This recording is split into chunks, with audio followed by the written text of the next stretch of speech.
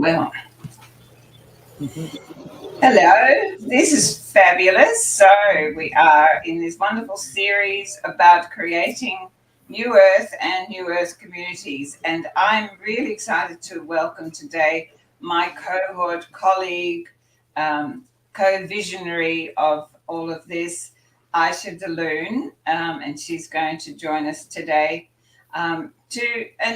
With Sovereign, in a way, this is how we've got together, Sovereign, because um, Aisha and I were developing this vision of the New Earth Sanctuary, and then I tuned into Brave New Life, and you were talking about that, and that's when I contacted you, and then you sent me an email, which was really interesting because when I sent it on to Aisha, she thought I'd written it because it was word for word what we've been talking about. So to have the three of us together is wonderful. So welcome, Aisha. Thank you. Maybe you'd like to tell us a little bit about what you do as an author and another light worker in this wonderful journey. Oh, well, thank you. And yes, that email was like it could have come for any of the three of us. So many of the words and ideas were the same. So it was I felt a connection with you since then. So it's lovely to meet you.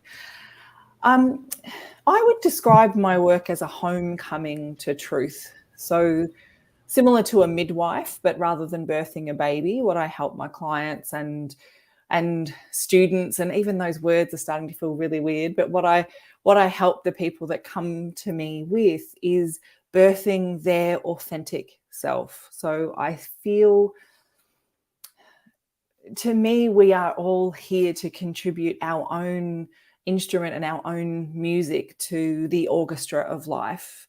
And what I teach people to do is correctly interpret the wisdom of their body. So most stress is actually innate wisdom guiding us that we're out of alignment with our truth. And what I call soul deep happiness is actually the effortless result of living congruently, which the dictionary says something else, but Aisha's definition of congruency is body, heart, mind, and soul all saying yes. And this means saying yes in relationships, yes in the work, the service that you give to the world, yes in your connection with this amazing human vehicle we've got to play in life this lifetime. So it's really about cultivating or midwifing that yes, and understanding the difference between having an idea. Like someone might say, I want to play tennis, but it doesn't mean they know how to play tennis. And this is where coaches or light workers or people, what I help people with is they've already got the idea of wanting to have that homecoming to self in some way, whether that's the words they would use, but I help them on a very practical level with the how to speak to other people, how to shift their relationship with the energy of money, with the work that they do. So it's quite holistic, but deeply, deeply satisfying, as I'm sure you both have had the experience of supporting that awakening. Absolutely. And all of what you're saying is so essential in, when we're building these New Earth sanctuaries. And so we're just about to launch the hub, which is just another seed. So you and I, we've been talking a lot about planting seeds, and from seeds, trees grow, and then from those trees, more seeds appear, and as we then plant them, more grows. And that's so needed in this new world that we're creating together. And I would say, just to pop in there, each person that lands, and I call it a homecoming, but like lands inside their body as energy moving form, is such a potent seed. Every person. Now, if that person meets another person that's done the same thing, well, then you begin a synarchy, like a connection that's not hierarchical. So, but each person, and then when they come together and actually do something together, then that's again. But to me, the seed begins inside each person. And I think that's important because sometimes people feel alone. And I just want every one of those people to know what a contribution they make in their own congruency or their own moment of, even just a one breath in awakening is a contribution to the whole. So we're all seeds, really, aren't we? And we come together to create these forests of change. Yeah, we certainly are. And that, so if we're going to create these sanctuaries, that is really what we need, what we are about, and what we want to teach people, this value within each one of us. So, your vision of these sanctuaries, Sovereign. Yeah, it's came already 10 years ago or something along those lines, linear timelines, when my deep questing for and the kind of running up against the dysfunctionality and all the distortions in our current day societal framework, and that not leading, not just in my own life but looking outside of myself, not leading to fulfilled families and fulfilled community dynamics. Very much isolation from and coming together on some nights to celebrate being in a community. But I was recognizing that I was questioning more deeply, so like how do we do this? How do we get out of, we're talking about a planetary shift, we're talking about the shift in consciousness, and so what are the practical applications of that? How does one manifest all this spiritual rah rah rah, this beautiful elevated language, all these amazing spiritual fantasies? How do we ground those? And not in a condescending way, because I love the capacity for us as humans to have fantasies and bring in new perceptions and new ways of relating to life that aren't what we are programmed with, and that in my own experience have been much more in resonance with my own biology, my own inspirited nature. And that's where I recognize this, that if humans were to turn their own living environments and creating a declaration, a proclamation that they are going to relate with that land holding or even their living room as a sanctuary for the new earth, the lens through which the engagement with that land or that space becomes engaged with changes. And from that place, when consciously done and really kind of on a more heart-based level dreamed into being, the energetic field, but the perceptive reality of that field starts to change. And when we start putting language to the world that is around us, and when we start putting language to what we define to be the what is, others are going to see that space through the lens of this being a sanctuary for the new earth, which then births a whole range of questions. Well, how do we conduct ourselves in a sanctuary for the new earth? And what for me as a kind of as this my inborn gift is to be like a visionary, or receiving the visions and feeling into that field of the future as to what's possible. And my dreaming has very much been around how do these ideas self-replicate themselves. Because if I am going to start a new earth sanctuary and it's going to be the same centralized ecology of like, I am the center of the new earth metric, and I come up with this idea, and so now we're all, if you connect with me, then we're going to be able to do it together, but it's going to be under my governance, we're still stuck. So I've very early on in my exploration of this tapped into the open source ecology, the distribution of these ideas, these concepts that I just picked up out of the field as well. So how could I own it in the first place? The question is, how can I distribute it? How can I seed that awareness amongst more people? And it's been amazing, because I was really driven in the far north of this land called Queensland, on the land called Australia, where you both are. I was very motivated to speak to this, to bring this out, and several sanctuaries got manifested through that process. They were already kind of hubs. They were kind of like places where drumming circles would happen, or we'd have a community event, and all of a sudden a new temporal field was kind of brought into being through the conscious invocation and the ceremonial activation of these dreams and these intentions, which shifted for so many people their way of relating to that particular land. And it seeded a new pattern in language that then started to become replicated. And so there are newer sanctuaries down south in the Byron Shire area, and there's one up in Kyogle, and that is just so beautiful to see that that speaking to the dreaming changes the use of the language, which changes the experience that people have in these places, and it really allows people to step into their custodianship, their stewardship, um, their potential, and allowing those dreams that are in all of our hearts to actually become a living reality. It's been really quite amazing to witness the emergence of that, and it continues.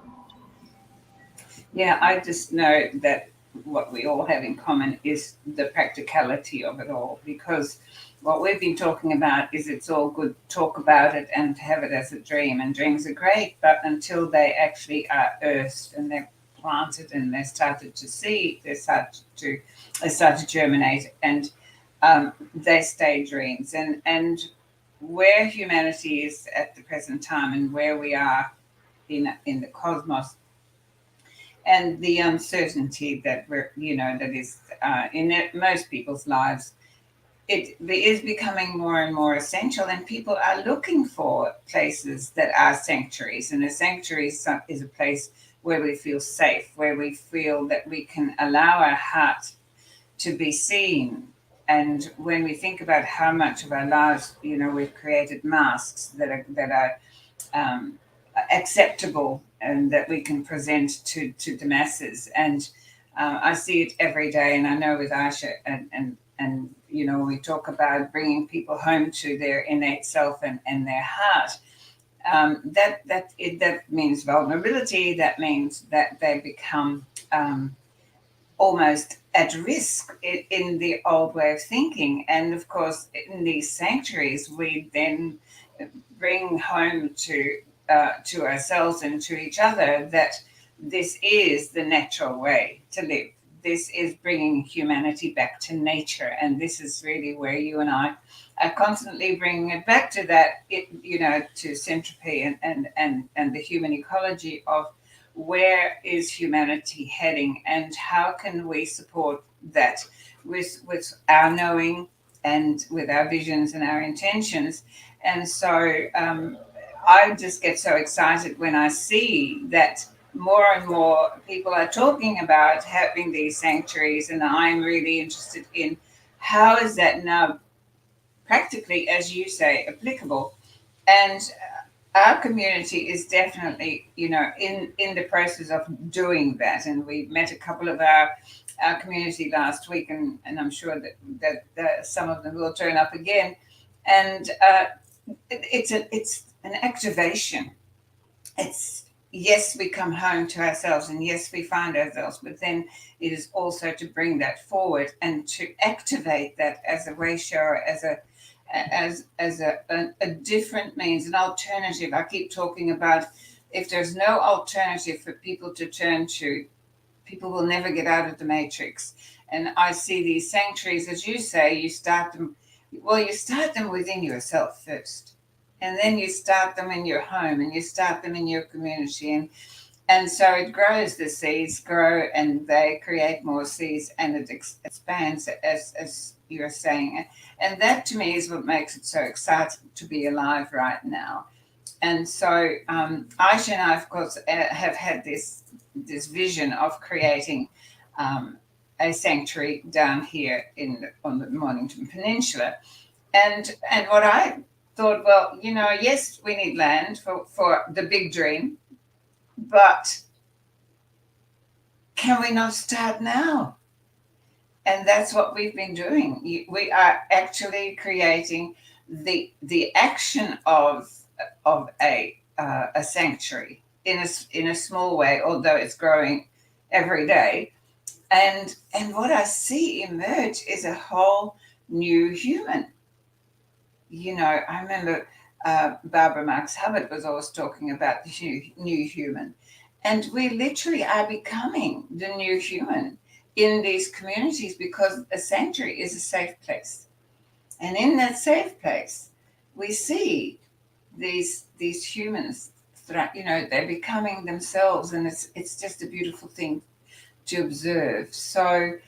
And can I pop in there for one moment just to talk to a little bit? There's a million things I want to say because these conversations are energizing and activating, like you said. But what's on our side, and I don't like the word our or side, but do you know what I mean? What's working for us and with us is that what we're talking about isn't new. No. What we're talking about is a homecoming to truth that was already there. And the reality is that stress is killing people. Like there's actually nothing safer than being you. There's actually nothing safer or more stable. There's no greater environment for you to contribute what you came here to contribute than that foundation of safety and belonging. So it's almost like when you look back, all roads have been leading to this most natural way. In a way, we've always been these humans, even though I do feel the energy of the breath is different and the feeling of light on my skin is different. There's no doubt that the energy is different, but we're just coming into more of who we are. Like more senses are coming online. More of us that was already there is coming online. And that's the thing with feeling at home. A sanctuary is a safe place to feel at home. And it's in safety that we have permission to use the more evolved parts of our brain. When we're afraid, we're in those fight, flight, freeze, competition, don't touch my stuff parts of my brain, to use all the correct biological terms. Right. Once we feel safe, once we've got this innate permission to be ourselves, we bloom into the part of us, like human nature, when it's not triggered into fear, is deeply loving. The first thing human children reach to hold other children, where our true nature is loving, is giving, is I've got extra food, here's mine. Like that's who we are. And a sanctuary is an environment where we can be supported to be naturally who we are. And obviously the side benefit of that is that there's not all of this exhausting replication. Like I know for years I've thought, like, here I am inside my house making my own dinner and everyone else is in their house doing the same thing for their couple of little people. Why are we doing this? It's great it makes us great customers, but it's totally against human nature. So I see the mosaic of us coming together in sanctuaries, and the people that love to grow food and chant with the vegetables and sing and do ceremony, they get to do that and they're honored. The people who love to cook can do that and be honored. The people that want to play with and enrich the next generation of human beings can do that. We're all here to play a part, and we all, we've been brought up to kind of think, oh, we all need to be the top left-hand corner piece of the puzzle. And it's like, no, the whole puzzle is needed.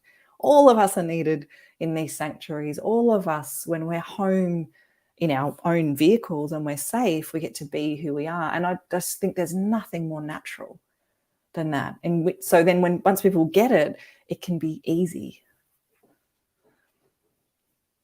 Anyway, that was my rant of 6,000 things more than what I was going to say. But it's like, it excites me, these conversations. And I agree with you, Von. People are wanting that simplicity, that way of being. I think it's it's calling us from our DNA, I think.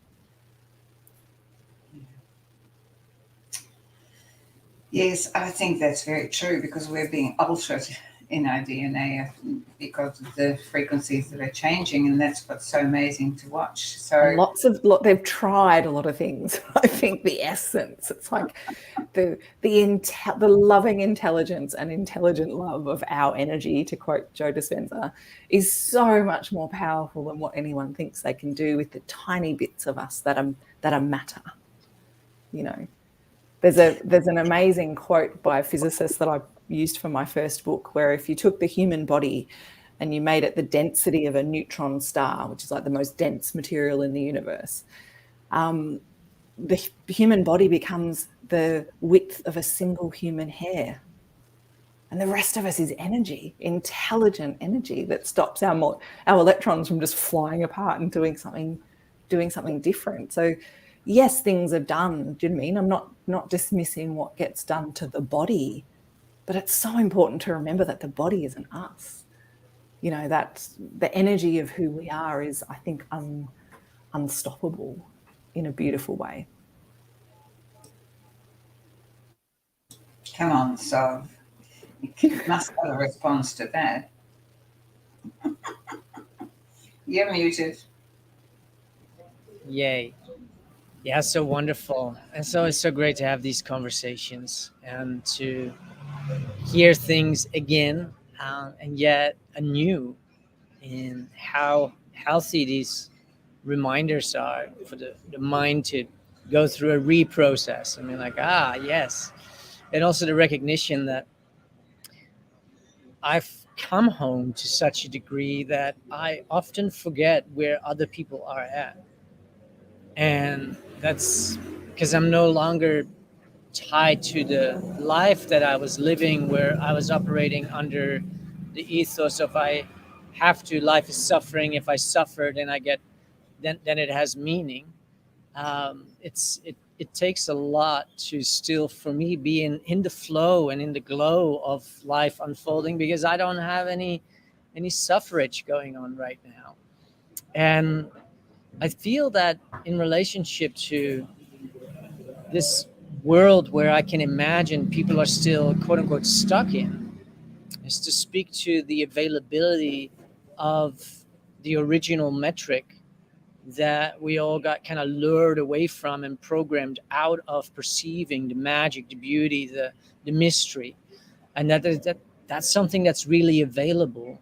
And that it, for me, really required a willful commitment to re-enable that, to re-enable my nature, to willfully to engage with my will, and to make a proclamation on behalf of my cells, to say to my cells that I am willing it, to re-enable my nature, to re-enable the natural frequencies upon which I can operate and navigate life, so that I can attune myself with more ease and grace with where I really want to be, with where I really want to experience life. And really also what part of my greater expression during this lifetime is to really be a voice for proper reason, be a voice for intelligent ways of relating to life, as opposed to thinking that we're the intelligent ones, really operating on the natural metrics again. And that's been a beautiful journey, moving back into that, because that's been one of my hows, is to really study nature, to really what's that word, to get out of the natural ecology around me, the strategies and the life ways that nature operates on, that I was in my programming very much going in against. My mind song, my mind's orientation was in a lot of judgment, and with that, really in a lot of confusion, because it was me like judging a whole bunch of things so that I could feel certain about who I am and where I stand in the world. And I've returned much more to that curiosity base, and that is intrinsic in all of us, that we can just be curious around what are these strategies, what are these life ways, and they're available, they're accessible, and they're all natural. So it's not something that we need to learn, as Iesha says, new. It's like returning to something that we already have within. We all know what is natural, we all know what is unnatural. It's just that reluctantly, or from a place of unconscious trauma, we are acting in unnatural ways, and we tell ourselves stories that, well, I have to do it this way. And I often share with people, well, you don't have to anything. Everything is a choice coming from the will, but there is something that really benefits being shifted around that, in order to step into the realm of expanded possibilities that that already was available, but I was still walking around with little blinkers on. And I feel that that's something relevant to speak to, because as I speak on behalf of my own experience, and as I've heard others share how they kind of undone those blinkers and how they cleared themselves from the grease on their lenses, I was able to see that that's also possible for me. And not only is this possible, it's already happening. It's available to all of us. And I really love what you both are sharing, with both the vision and the care that lies within it, to assist others to stepping into their own brilliance, to discover their own amazing gifts and talents. And I feel that that's something, as a social creature, that we as humans are naturally wanting to extend to each other, but in the process many of us forget ourselves. And so I love relating with you in the container of knowing that you've cultivated all of this embodied awareness and wisdom, so that it doesn't become an effort to show somebody how they can unlock themselves. Yeah, absolutely beautiful. I just feel that this idea of sanctuaries, the um, the word itself, well, we've looked at it, it's something that we're drawn to feel safe. But it's becoming a word that is now very familiar. When I first started all this work so many years ago, the language has just completely changed. And as Sovereign and I, we have so much fun with language. And so sanctuaries now, everybody's talking about, they want to create a sanctuary. And that in itself, that's fascinating to me, because something inside of them is telling them that. This is not something that suddenly comes from nowhere. That has been in there all along. It's like, this is a possibility. There is a place. There's a place where I can be safe. There is a place where I exist without all the trimmings and the programming and the conditioning and the restrictions and constrictions that we've lived under. There is a place that is calling from within at the moment. Bring me to safety, bring me to safety, bring me home, as Aisha says. And this is what I'm finding when I observe, because like you, Sovereign, it's really difficult. You start this, but you don't want to be like other people, the leader or the one. But what I have recognized is that you don't need to be the leader, but you need to be seen to be actually walking the talk and to hold the space. Because in a way, whoever creates a sanctuary around them is seen as the sanctuary until people create their own. And that is what I'm certainly observing now, as we are, Aisha and I are creating this new Earth community, as we call it, in a small way. But the ripple effects are amazing, and how people are coming together and saying, for the first time, I actually feel heard. For the first time, I feel safe to speak my truth, and nobody judges it, and nobody has an opinion. They just allow me that opportunity.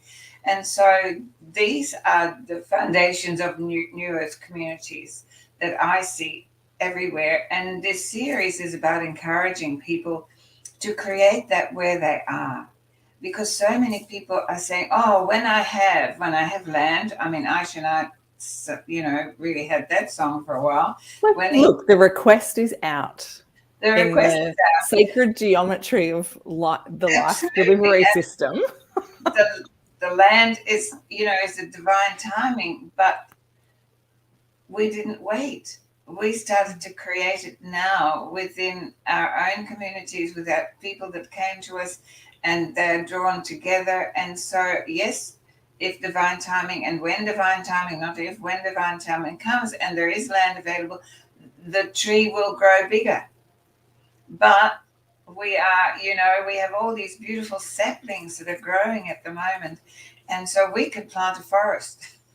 when the land of, comes, and it's a forest of beautiful humans in their natural state. And that is how I see sanctuaries develop around the world. I want to pop in there and just say too, for people listening, kind of like, this is how I see it. So like people like all different types of music, or people like all different type, like I don't like strawberries and it seems the rest of the world does, right? So we've all like different food, different music, different company. I would invite you to contemplate, if you like, be there now in the New Earth sanctuary that calls to you, because they're not going to be clones where it's all the same, because human beings are gloriously diverse, and yay, so is nature, by the way, which is what Sovereign's saying. Nature is our teacher, and monoculture do you know what I mean? Kills the soil and doesn't grow anything. So diversity is wonderful. So if you feel into what New Earth Sanctuary would be for you. So one of the things for me that's part of New Earth living for me is how we do food, how food is grown with love, how those roles are shared. And so one of the ways that I bring this sanctuary in is I'm lucky enough to I've created my own home, and I've got a block of land that's big enough. So I started a community garden in my backyard and it's like, so there's a group of us that come together and we share the weeding and we share the watering and we share the produce and we share, and it's like, that's the flavor of New Earth through my digestive system. So whatever it is for you, and for some, like you were saying, Sovereign, it might be this opportunity to drum together or to ceremony together. And so we can be there now in the moments where we drum in a circle, or in the moments where you bring a pumpkin and I bring the tomatoes, and Yvonne brings the basil, and we make something together. Do you know what I mean? We can be in those New Earth sanctuaries, yes, by creating hubs and by creating gatherings, but to feel into, because what I never would want to tell someone is, here's what New Earth looks like and here's what your sanctuary should look like. It's feeling into it for you, and then what could you do now, or what's available now to taste that or to feel that, because all of us have probably got the beginnings, like you said, Sovereign, in your lounge room, or in the gatherings we have on Sunday. We'll get together at this beautiful park with a group of people that we meet every second Sunday, and we have this, yes, the land's not ours, it's not our sanctuary, but Earth is our sanctuary.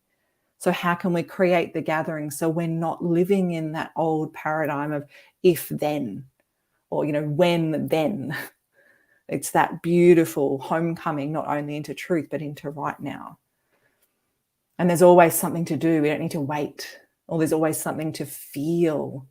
We don't need to wait for any of that. And our feelings are an activation. They're a proclamation.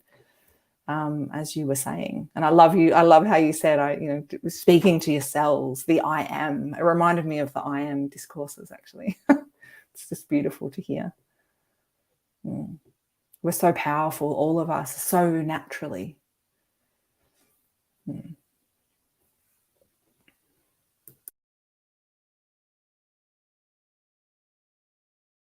Yeah, well, you may wonder what it is that I'm doing here, looking away, just taking notes. It's just wonderful. That's what I love about these conversations with Yvonne. And it's so great to be on together to hear this about what can I do in the present now.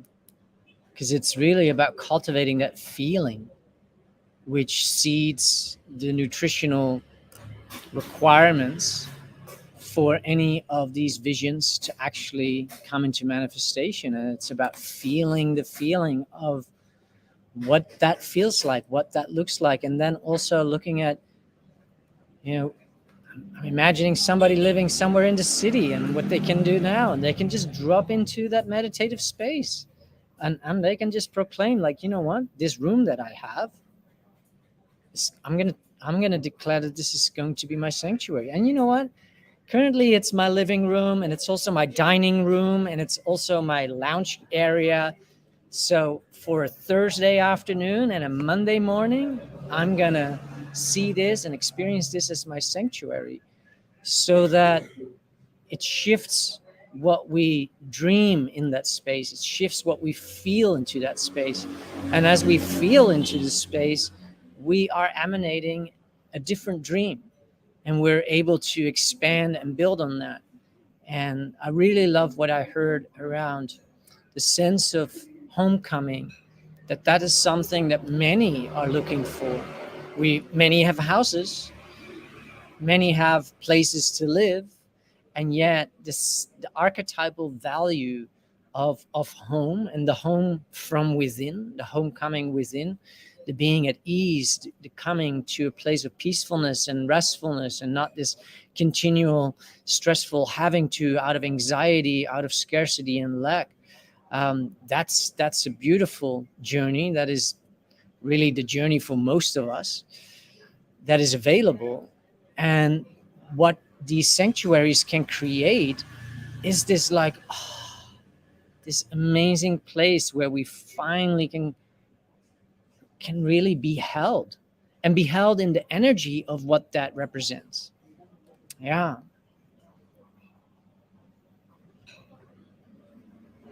Yeah, absolutely. And that's, as you're talking, I had to smile because one of the things that has happened within our community, I say our because that's where I'm spending a lot of my time at the moment. Several people have actually sold their houses and said, you know what, I don't need the stress of this.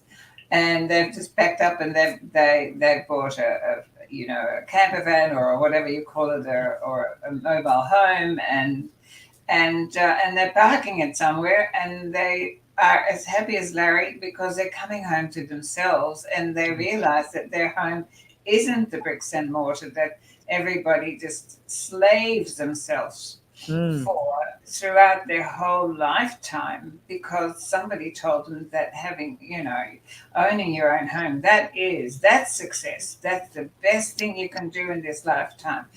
And so I see people absolutely flogging themselves to pay for that roof over their head, and thinking that they have a home. And I think that's becoming more and more obvious to people that is a house, but a home is a very different place.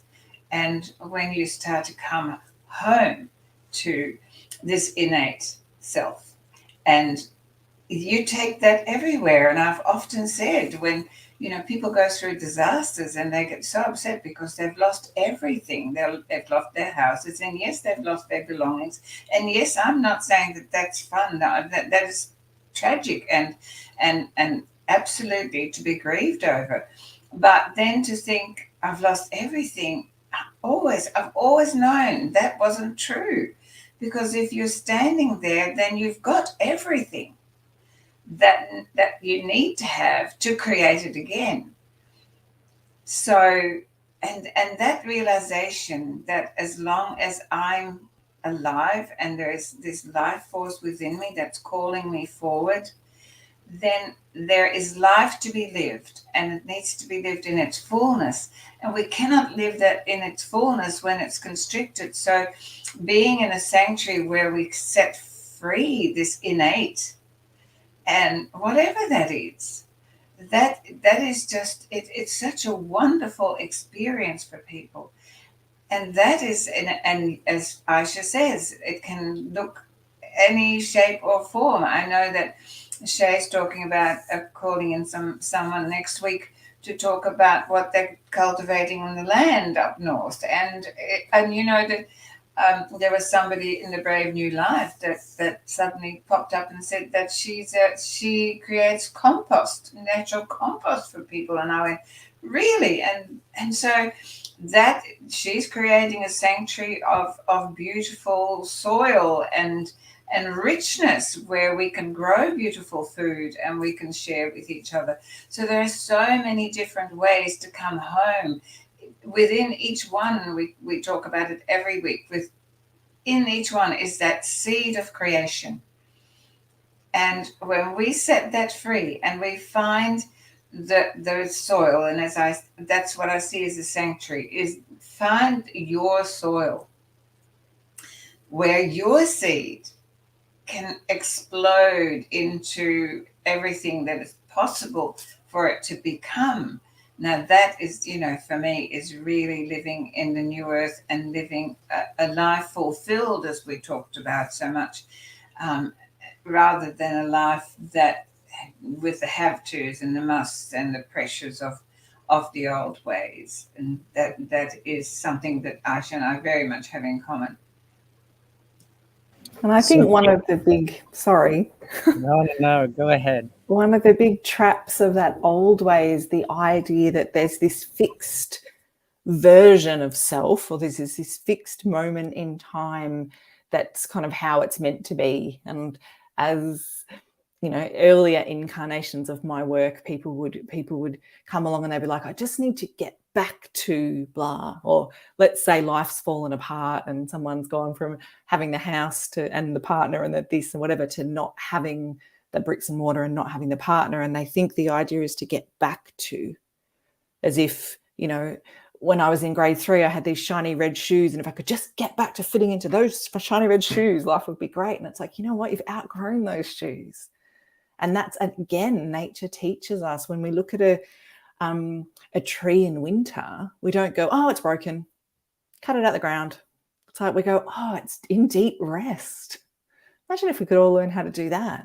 And then it springs into life later on in the year, if the nutrients are there and if it's supported enough, then it will grow some fruit. Whereas human beings are trying to grow fruit all year and trying to grow bigger and better fruit. Like, it's like there's not this permission to be. And so it's like I'm cycling around to what we were talking about before, in that the sanctuary, the safety of a sanctuary, there is a permission to fall apart or to have cycles of life. Like, I know the butterfly gets spoken about a lot in transformational work, but the idea of we do need a deep winter. We do need a cocoon sometimes. We do need to metamorphosize and drop the parts of our lives that were never us, but we just were kind of trained into doing them. And so that safety of change, people triggered into lives of fear, so all the have tos and all of that are using a part of their brain that's so resistant to change and new information, which is incredibly important if you're in the middle of fighting a bear. You don't want to be in the middle of fighting for your life and get distracted by a beautiful sunrise, or suddenly go, oh, I might move to a new location. You don't want to be having new and inspiring ideas in the middle of a life-threatening situation. But people live there. And that's a whole nother conversation about how people are cultured to live there. But the idea of coming out of there and just letting all the stuff that we create from that fear and lack, like we were saying before, just a sanctuary is permission to change and evolve into our highest self, but here in our human life. So it is, what we're talking about is it's so rich, that permission, and to use nature as a guide and to have that permission. The idea was sparked when you were talking, Yvonne, about those situations where people do have, things that fall apart, and how wonderful it is to be supported, to understand that they're often beginnings, or they're often, nature knows how to make something from a big storm. And now the river is on a new course, and isn't it beautiful? We see beauty, in the change. And I think it's natural for us to do that too, but that's where we need each other, to be reminded that change is natural and it's beautiful and it's healthy, and we can let things drop away, and we can allow the new things that are natural to come in.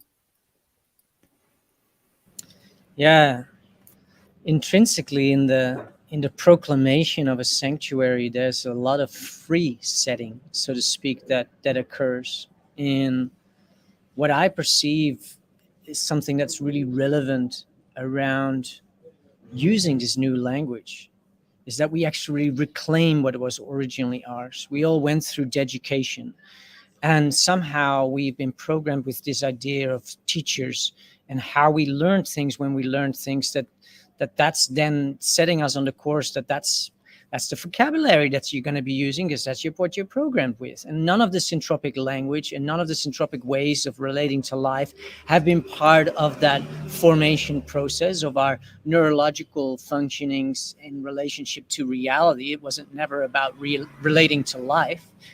And what I elicited out of this proclaiming, but also there's a reclamation of self-sovereignty that occurs when we decide this is a sanctuary.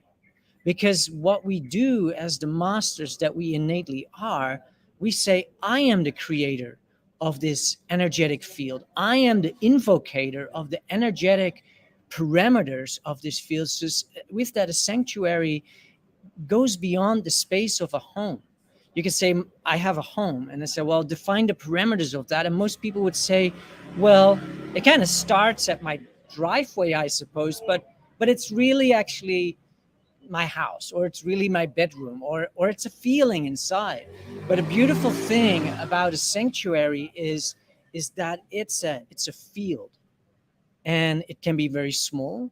It can be lining the inside of your walls of your living room, or it can be enshrining in this kind of cube toroidal field the entire perimeter of the land that you're on. And for me, what I recognized is that I was very, call it wounded, damaged, whatever we want to call it, but I wasn't empowered to reclaim language, to reclaim the sacred right of proclamation and invocation. And because that's something that's maybe for teachers, or that's maybe for something that is for people that somehow learned how to do that. And we don't have to wait for anyone to come and show us how to do it. It is us tapping again into our own, what is it that you want? And what freedom would you like to experience? And I know for myself that when people find the courage to start using new language, that also sounds a little bit sacred, and it sounds a little bit out of the, nobody ever talked to me about sanctuaries when I was in primary, secondary, or any of the other forums that I went to shove more information into my brain. That is a language syntax that is relatively new, so to speak, in terms of us using it ourselves. But there is no authority or boogeyman out there that says, well, you can't really use that. Like that all lives here. And these are the old school teachers. This is the old hierarchical patterning and programming of having a school master and a headmaster and all of that stuff. And us being in that sense, kind of like the student that or the child that is just copying what is being shared, but is not inspired to make your own creation, manifest your own dreams. And this is something that I feel benefits being spoken to in context of seeding more of these sanctuaries and really putting a call out to people. Is like, be willing to own that space within yourself, your own sovereignty, your own mastership, to become the master navigator that you know that you are within. But start stepping into that. And a beautiful way to do it is start defining what this sanctuary is for you, what this sanctuary feels like for you, and what this sanctuary is about for you. It's not just about preserving nature or just growing your vegetables. For some people, it's a sanctuary for the sacred music of the flute to come through, because you love playing this amazing traditional flute. And so with the proclamation, there's also a reclamation of self coming about in relationship to the sanctuary space that you are then saying it is. And that is that I am manifester, strength and power that we have. Nobody's going to come into your land and say, well, I'm going to declare this a sanctuary, because it's yours. And yet in community, you can do it together. And these spaces can be created and manifested anywhere, purely by being willing to set that intention, being willing to really say, this is my divine right, so to speak. This is my and it's actually calling me from within. And so the question may be, what's still holding you back? What are those stories that are still there that say, oh, I'm not so sure about this, or yeah, I like that, but nobody else around me is really doing that. And it's all about us stepping into that power, that strength, that courage, that beauty that is calling us from within to act on it. And that's what I would like to put forward, so that we get to amplify that field. We get to seed the collective dream around the sanctuaries for the new earth. Yeah, magic. Totally. And everything is always starts within.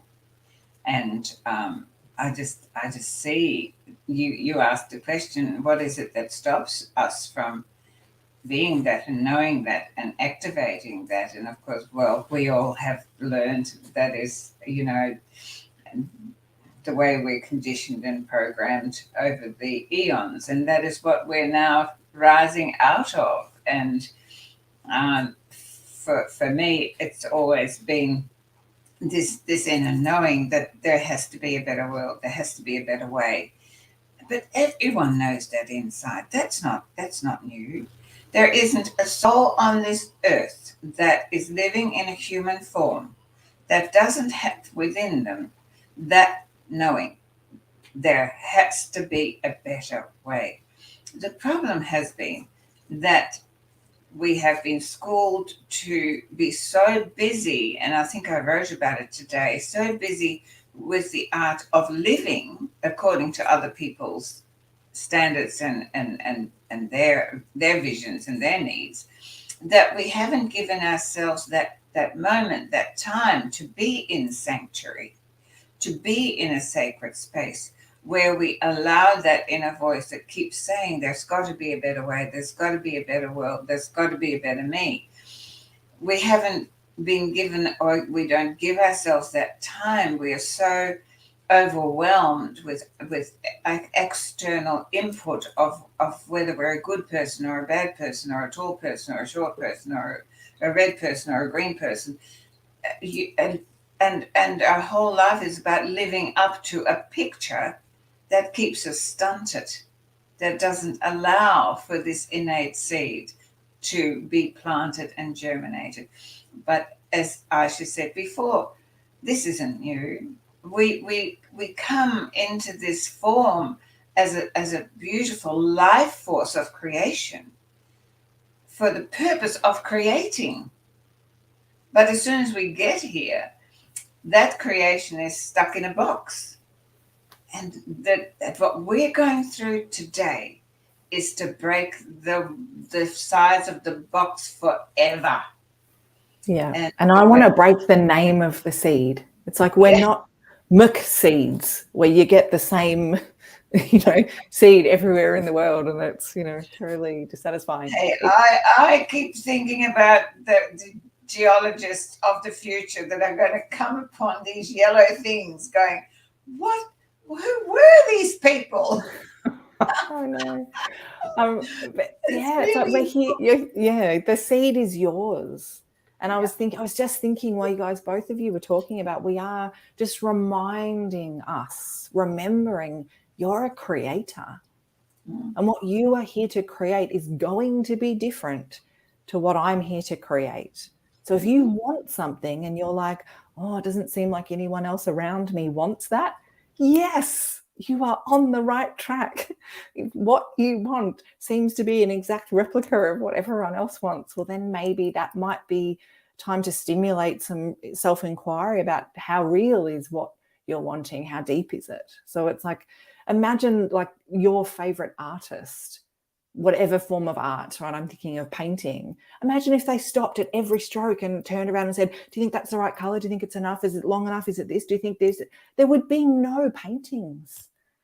So it's like in the creation of our own work of art, the life that we came, the contribution we came here to make, it's okay to come out of, again, it's a different part of the brain. It's okay to come into permission to be you. And that might mean that what is congruent for you, what is body, mind, heart, soul saying yes to you, might not make sense to anyone else. And that's beautiful.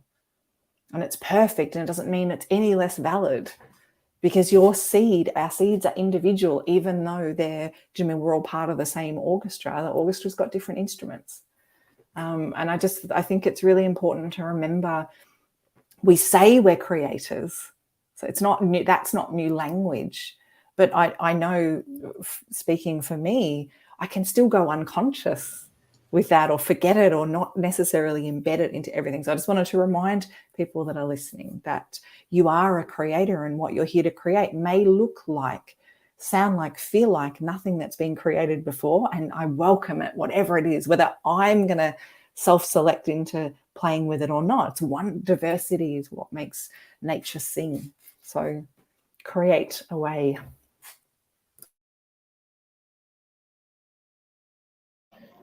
Wonderful. So great. I recommend for anybody that just heard that to just go back 3 minutes and listen to that again. It's such a poignant kind of summary to really. These are the conversations. These are the messages. This is the information that we all benefit hearing. And I love being on these conversations with you, Yvonne. I love how they keep evolving and growing, and we circle around so many of the themology that is resonant with so many, and yet it has a grounding, and it has a purpose, and it has a direction and clarity to it. I'm really, really grateful to be here. Well, thank you. I'm grateful to have you alongside of me, and Shay when he can make it, and to be able to invite beautiful people like Aisha to join us, because for me the foundation of all this is to let people know that we don't have to wait, as Aisha says. We don't have to wait for anyone else's permission. We don't have to wait for anyone else to offer us anything, because it's all within us. And I know that it's very tired phrase. We've heard it over and over again.